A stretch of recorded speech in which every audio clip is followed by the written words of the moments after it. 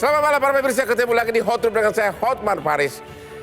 Heboh setelah Polda Metro Jaya memulai penyelidikan atas adanya pengaduan masyarakat atas dugaan tindakan pemerasan oleh Ketua KPK terhadap katanya mantan Menteri Pertanian. Apakah benar mereka itu ketemu di lapangan bulu tangkis pada saat KPK telah melakukan penyelidikan? Bagaimana dengan bungkusan berupa uang? Ini berita yang sangat heboh. Di mana Dewan Pengawas? Apakah Dewan Pengawas akan segera bertindak? Dan apakah Polri berani membuka kasus ini seterang benderang mungkin agar ditetapkan segera tersangka? Inilah Hot Room. Apakah pimpinan KPK melakukan pemerasan?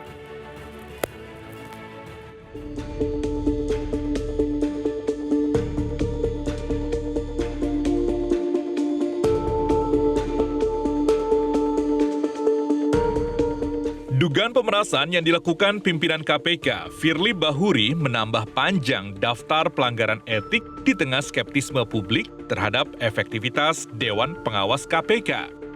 Tim penyelidik di Treskrimsus Polda Metro Jaya telah menerima DUMAS atau pengaduan masyarakat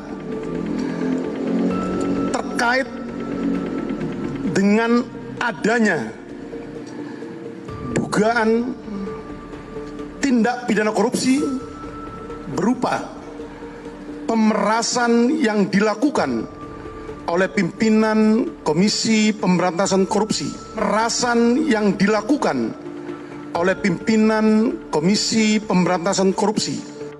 Praktisi menilai perlunya pembentukan tim independen untuk mendalami kasus dugaan pemerasan terhadap mantan Menteri Pertanian Syahrul Yassin Limpo.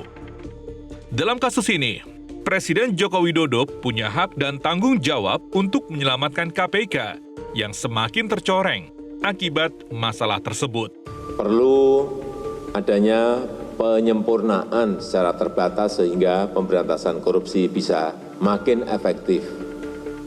Sekali lagi, kita jaga agar KPK tetap lebih kuat dibandingkan lembaga lain dalam pemberantasan korupsi. Bagaimana titik terang permasalahan ini akan dipecahkan? Dan apakah tim independen akan segera dibentuk?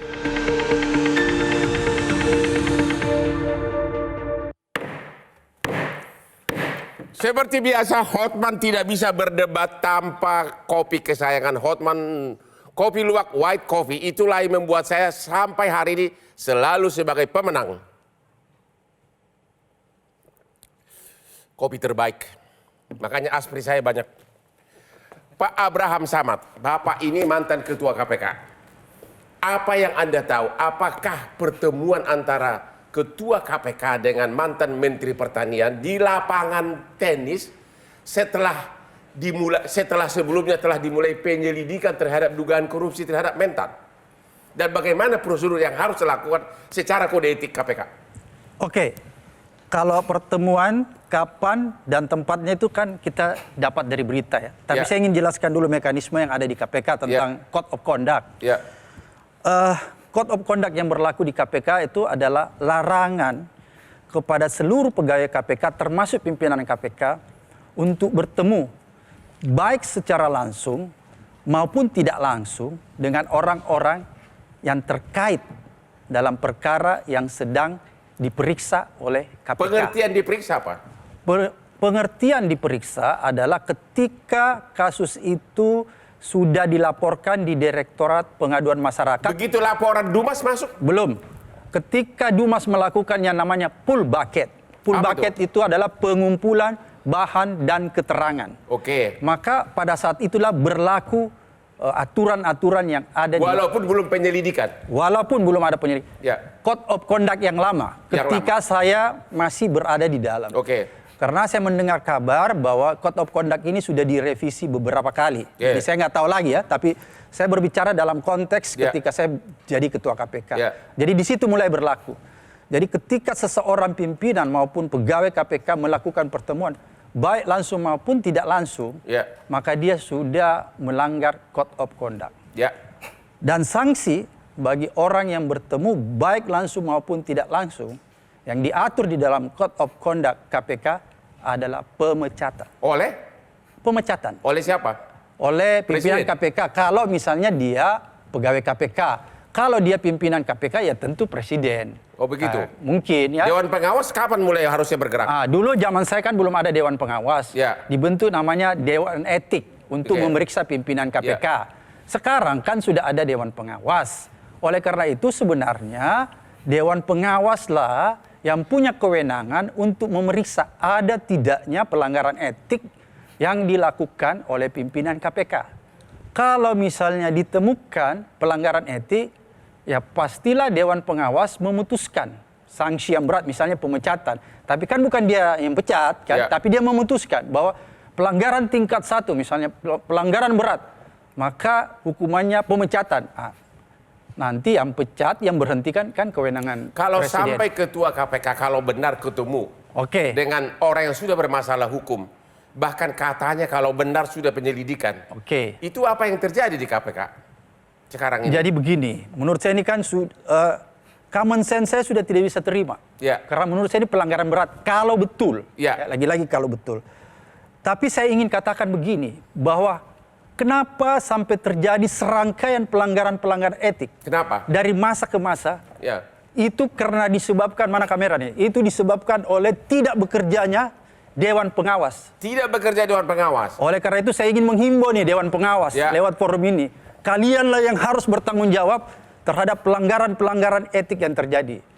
Lewat Metro TV dan Ya. seluruh stasiun TV sebelumnya saya sudah bilang. Ya. Pada saat pelanggaran etik yang dilakukan oleh Lili, saya ngomong. Kan ada pelanggaran etik tuh yang dilakukan sebelum-sebelumnya. Tapi ketika pelanggaran etik sekaligus pelanggaran pidana yang dilakukan Lili, berupa penerimaan gratifikasi, maka saya pernah ngomong, kalau ini tidak diberikan sanksi, maka percayalah akan terjadi lagi pelanggaran-pelanggaran etik berikutnya yang dilakukan oleh pimpinan KPK maupun pegawai KPK. Kenapa Dewas sangat Dan lemah? itu terbukti, sekarang terbukti kalau memang, kan terulang. Kenapa Dewas sangat lemah sekarang ini? Saya tidak tahu, mungkin Dewas kali ini adalah orang-orang yang berisi orang-orang penakut. Oke ya, oleh karena itu, Bung Hotman, saya berbicara dalam konteks saya sebagai rakyat. Ya. Karena saya membayar pajak, mereka dibayar dari gaji. Gajinya cukup besar ini Dewas. Maka saya meminta Dewas, kalau Anda tidak mampu bertugas dengan baik, sesuai dengan amanah rakyat, Anda segera mengajukan pengunduran diri kepada Hati-hati Presiden. loh, ada yang dari kampung saya masih ada, Papang Gapia masih ada ke situ? Nggak apa-apa, kan saya cuma mengingatkan. Masih ada ya? Masih ketua dia. Hati-hati loh, ada 2 Batak di sini. Iya nggak apa-apa, aku juga orang Bugis nih, orang Bugis. Pak Asmi Saputra, apa yang Anda dengar? Kapan Anda dengar apakah memang pengumpulan bukti dan penyelidikan kasus korupsi di Mentan itu sudah lama dimulai? Jauh sebelum pertemuan main bulu tangkis. Siap, Bang Hotman. Saya mencoba menelusuri dari data dokumen elektronik. Ya. Tampaknya sebenarnya kasus di Kementan ini sudah ada dumasnya terhitung di November tahun 2020. 20. Ya, jadi Pak Ali Fikri ada satu statement tanggal 24 November bisa dicek, itu sudah menyatakan sudah menerima dumas tersebut, 24 November 2020. Kalau kita lihat itu rentang waktunya ke 2023 begitu jauh. Ya.